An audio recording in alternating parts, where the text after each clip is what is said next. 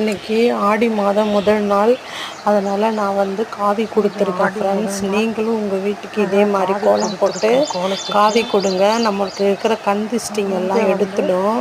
அதனால் நம்ம வந்து வீட்டுக்கு வாசலில் கோலம் போட்டு அதுக்கு வந்து காவி கொடுக்கறது வந்து விசேஷம்.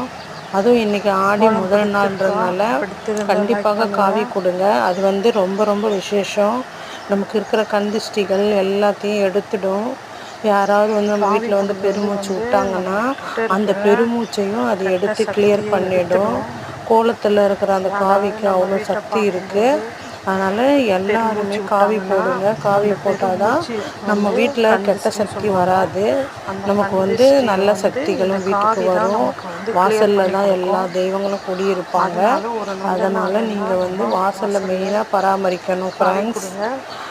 பார்த்து செய்யணும். மஞ்சள் குங்குமம் வைக்கணும். இந்த மாதிரி காவி கொடுக்கணும். பச்சரிசியில் கோலம் போடணும் ஃப்ரெண்ட்ஸ். காவி கொடுங்க.